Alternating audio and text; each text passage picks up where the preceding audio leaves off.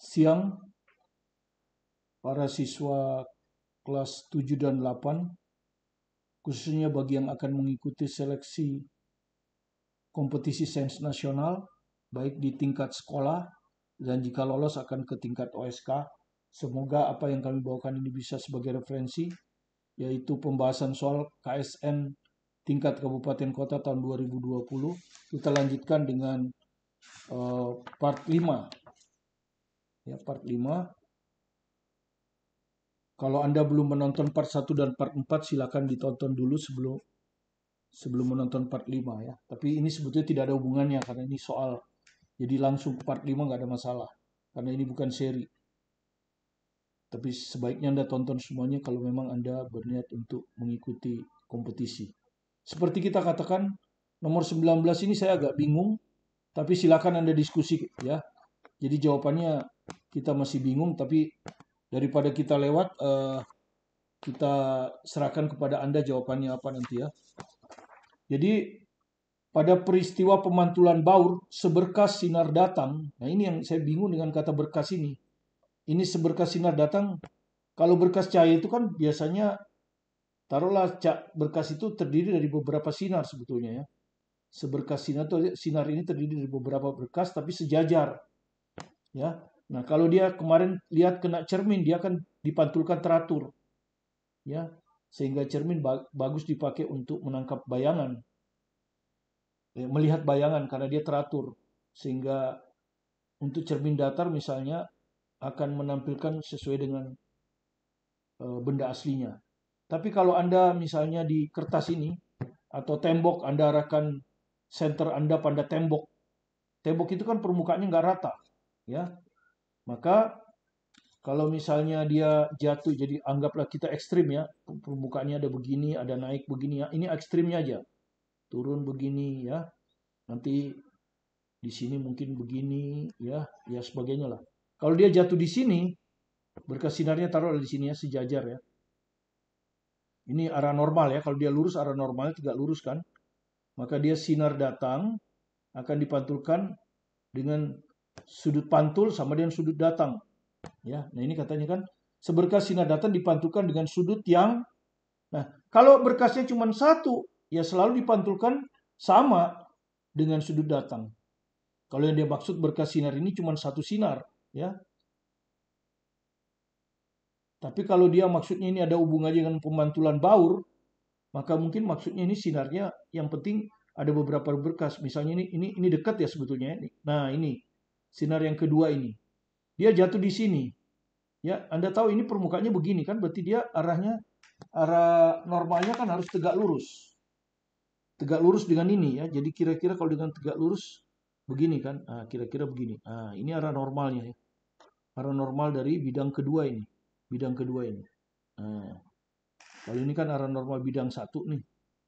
Ya, bidang satu yang ini. Nah, ini yang kalau yang ini itu adalah N1. Apa yang terjadi? Tetap sebetulnya sudut datang sama dengan sudut pantul. Ini sudut datangnya, maka sudut pantulnya juga segitu. Dia akan dipantulkan begini. Ya, yang hijau ini. Dia akan dipantulkan begini. Nah, ini ya. Nah, begini. Nah, jadi Anda lihat sinar yang datang sejajar, tapi sinar pantulnya ngaco kan?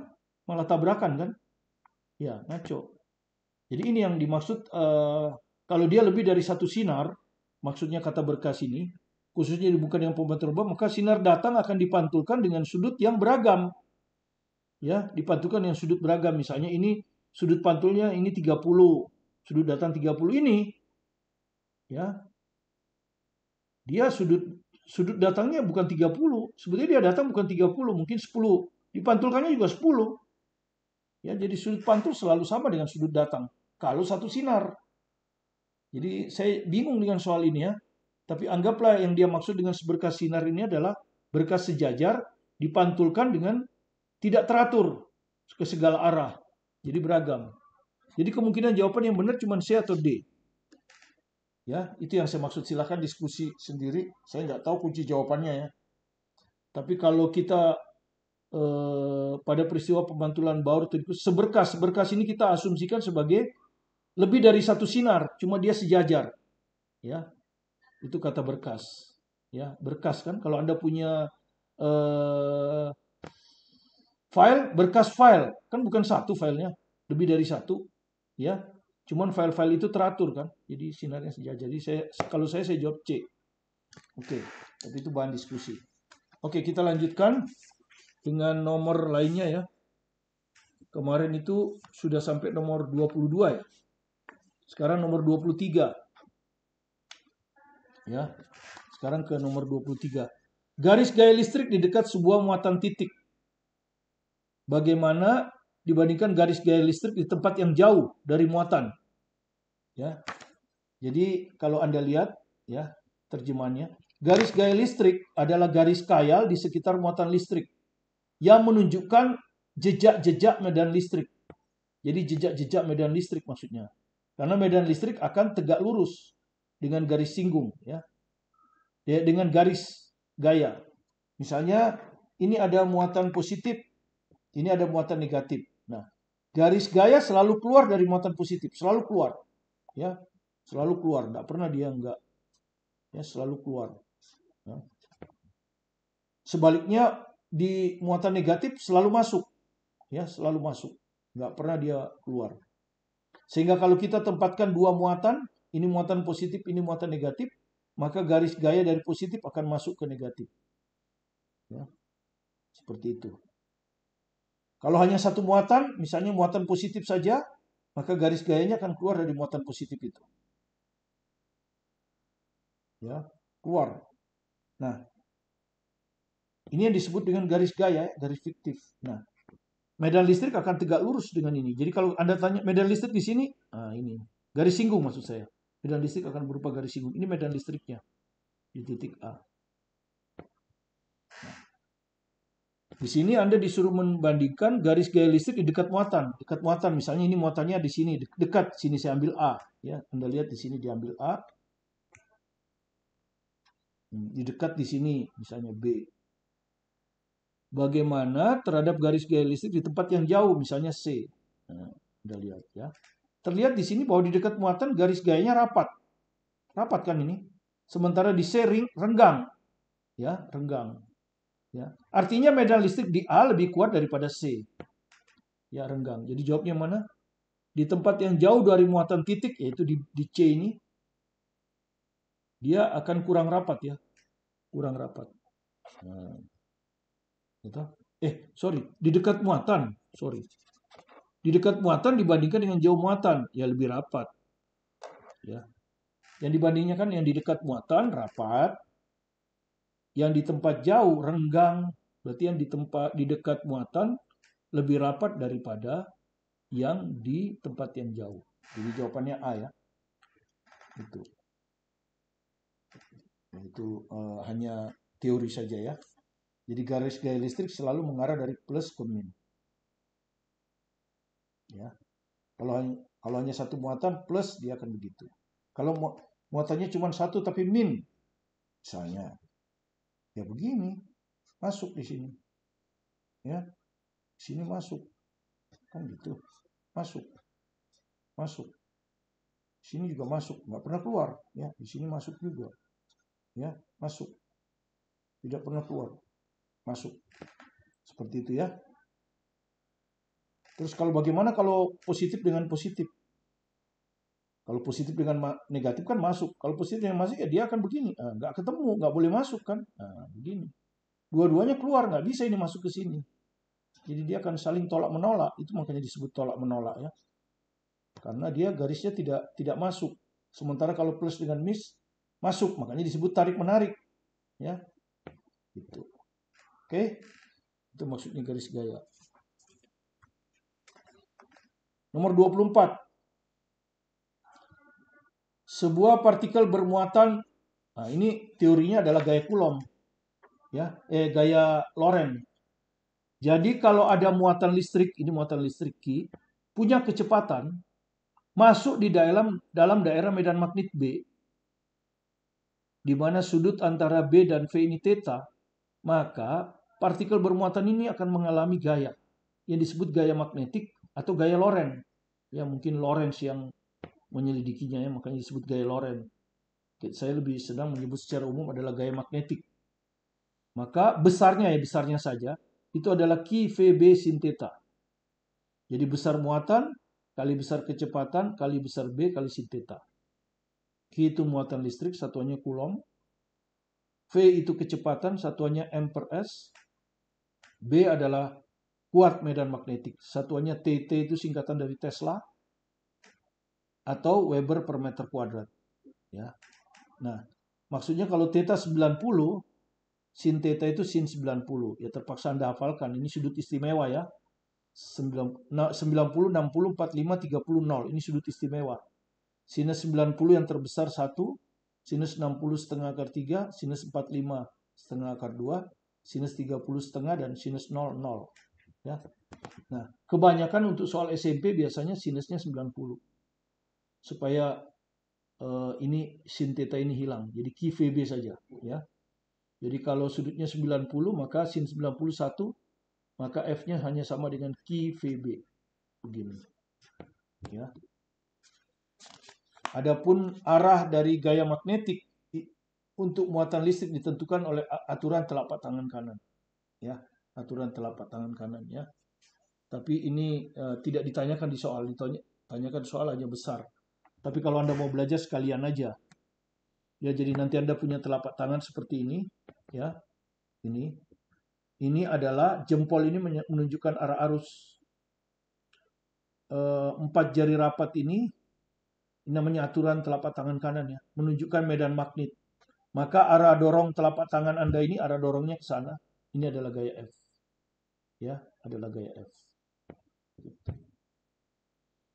Ya, kira-kira seperti itu. Nanti di soal ini nggak ditanyakan, mungkin nanti di soal yang lain akan ditanyakan. Dan itu Anda bisa pelajari betul secara detail di buku ini. Ya. Di buku ini detail tentang gaya magnetik. Anda bisa pelajari. Ya. Jadi kalau bisa miliki buku ini supaya Anda yang mau ikut kompetisi. Supaya Anda lancar dan saksikan video ini, maka akan menolong Anda untuk memenangkan kompetisi. Ya. Jadi sekarang kita tinggal ngitung besarnya saja kan. Di sini disebut apa? Sebuah partikel bermotor bergerak dalam daerah yang medan magnet. Jika partikel bergerak tegak lurus tuh. Partikel bergerak tegak lurus. Artinya V-nya tegak lurus dengan B. Sehingga gaya Lorentz-nya tadi, gaya magnetiknya hanya Q VB. Ya, tinggal dikalikan saja ya. Partikelnya bermuatan 2,0 mikrocoulomb. Ini adalah dijadikan coulomb ya. Ini karena harus coulomb supaya Newton jawabnya. 2,0 kali 10 min 6. Oke, Q-nya selesai. Kecepatan harus meter per sekon. Bergerak dengan kecepatan 2,0 meter per sekon. Udah sesuai. Kemudian B-nya harus Weber per meter kuadrat atau Tesla. Dalam daerah dengan medan magnetik 0,5 Tesla. Ya udah benar. Tinggal dikalikan ya. Jadi 2,0 kali 10 min 6. Q-nya, P-nya 2,0. 2 aja lah. Kali B 0,5. Ya, 2 kali 0,5 ini 1. Jadi hasilnya 2,0 kali 10 min 6 Newton. Ya, jadi jawaban D.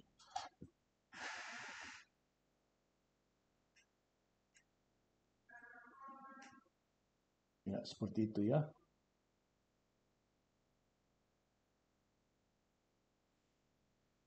Nah, kemudian soal terakhir untuk mengakhiri ini ya. Saya tidak akan, ini soal teori. Ini juga ada di buku ini, bab 10 ya. Di buku ini ada bab 10 ya, namanya bab 10. Ilmu pengetahuan bumi antariksa ya.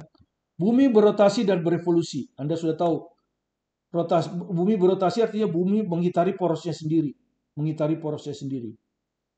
Sedangkan bumi berevolusi artinya bumi sambil berotasi dia mengitari matahari. Ya, mengitari matahari. Bukan porosnya sendiri ya. Kalau porosnya sendiri itu rotasi namanya. Ya, jadi kalau Anda punya bola, ya, bola itu Anda putar di tempat, itu namanya rotasi. Karena bola hanya berputar sama porosnya sendiri. Tapi kalau bola itu Anda kasih tali, kemudian Anda putar, maka bola di situ mengitari Anda. Itu adalah revolusi. Jadi beda ya. Nah, ini revolusi bumi. Revolusi bumi menyebabkan beberapa peristiwa, antara lain Ya Anda sudah tahu ya, revolusi itu antara lain menyebabkan pergantian musim. Ya, di belahan bumi utara dan selatan ada 4 musim itu. Itu karena revolusi, ya. Karena ketika bumi mengitari matahari, ya toh, maka dia dalam posisi tertentu akan dekat dengan matahari. Pada posisi lain dia akan jauh dari matahari karena lintasannya tidak lingkaran ya, tapi elips. Anda bisa baca di sini. Jadi lintasan daripada anu itu elips, ya. Jadi lintasannya itu bukan lingkaran sempurna gitu, tapi elips, ya rada pipi, ya, rada pipi. Sehingga kalau bumi di sini misalnya, ya jaraknya ini. Kalau bumi di sini jaraknya paling jauh, ya. Jarak paling jauh inilah yang disebut dengan aphelium kan? Aphelium. Sementara jarak paling dekat mungkin yang ini ya. Jarak paling dekat ini kan, ini lebih dekat dari. Ini disebut dengan perihelion. Perihelium. Ya, jarak terdekat bumi terhadap matahari, ini matahari ya. Itu disebut aphelium. Ya, jadi seperti itu. Kemudian ketika dia berputar, kecenderungan porosnya itu tidak tegak lurus. Kalau tegak lurus begini kan selalu sama, tapi dia agak miring 23 derajat, saya nggak lupa lah ya. Pokoknya miring lah. Sehingga akibatnya misalnya di posisi ini, ya, nanti sambil dia berputar gitu kan ya. Jadi Anda lihat nanti di sini kadang-kadang ini paling dekat dengan matahari musim panas, jauh dari matahari musim dingin dan seterusnya, ya. Kalau terjadinya siang dan malam itu karena bumi berotasi. Ya, jadi rotasi. Jadi kalau ini matahari, yang ini pertama siang. Nanti kalau dia rotasi begini, ya kan, dia menghadap ke belakang. Jadi begini maksudnya ya. Tadinya ini dia di depan. Siang. Kalau dia rotasi kan begini. Nah, ke belakang. Jadi tadinya dia siang, sekarang dia malam. Itu adalah rotasi. Terus perbedaan waktu pada tempat yang berbeda. Ya karena dia berotasi terjadi perbedaan waktu kan. Untuk tempat yang derajat bujurnya berbeda. Ya. Jadi Indonesia Timur beda dengan Indonesia Barat waktunya pada saat yang sama. Nah, itu karena rotasi. Ya. Gerak semu benda langit sama, itu juga karena rotasi kan. Jadi Anda lihat benda langit misalnya matahari terbit di timur, terbenam di barat. Ya toh? Padahal sebetulnya Anda lah yang bergerak dari barat ke timur. Ya, jadi seakan-akan benda langit misalnya matahari tetap ya. Kalau ada bintang, ya matahari lah. Ya, Anda bilang terbit di timur, itu karena Anda berotasi, ya. Anda berotasi dari barat ke timur. Ya, maka Anda akan lihat ini apa itu aja itu ada Anda bisa baca di sini ya di buku ini ya. Jadi kalau di belakang itu ada ya.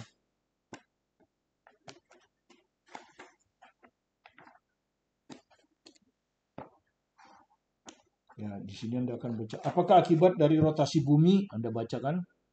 Rotasi bumi terhadap porosnya mengakibatkan 6 hal berikut. 1. Gerak semu harian benda langit. Ya, ini maksudnya gerak semu harian. Gerak semu harian benda langit. Setiap hari di langit kamu melihat matahari dan benda langit lainnya bergerak dari timur ke barat. Jadi kamu lihat bergerak dari timur ke barat. Terbit di timur, terbenam di barat. Padahal sesungguhnya matahari diam. Ya, terhadap Anda dan bumi lah yang berotasi terhadap porosnya sendiri dari barat ke timur. Jadi bumi berotasi dari barat ke timur, akibatnya kita lihat dari timur ke barat. Ya. Kemudian pergantian siang dan malam, penggembungan di khatulistiwa, perbedaan waktu, itu tadi ada perbedaan waktu. Pembelokan arah angin dan pembelokan arus laut. Jadi Anda bisa baca ya di sini. Jelas buku ini ya. Jadi sudah diramalkan soal ini akan keluar ya. Kemudian kenapa pergantian musim?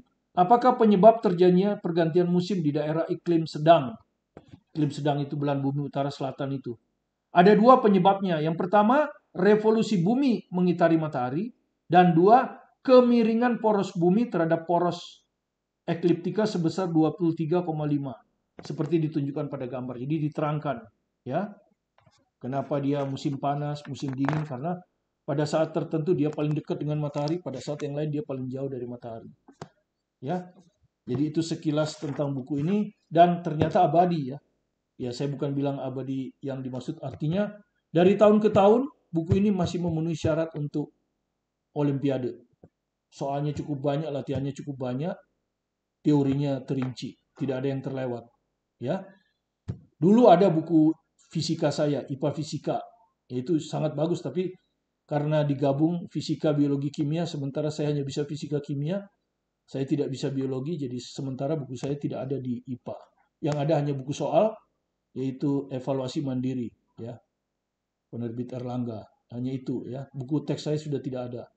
Mudah-mudahan suatu waktu saya bisa membuat buku teks IPA Fisika seperti zaman sebelumnya, ya, di mana buku saya bestseller, tapi sekarang sudah menghilang karena ada digabung, ada pelajaran biologi. Terima kasih Anda telah bergabung bersama kami. Kalau Anda merasa video ini ada manfaatnya, silakan di subscribe kalau belum subscribe. Kalau sudah subscribe cukup di like. Sampai bertemu lagi di pelajaran lainnya. Saya Martin Kanginan, tetap semangat belajar di rumah.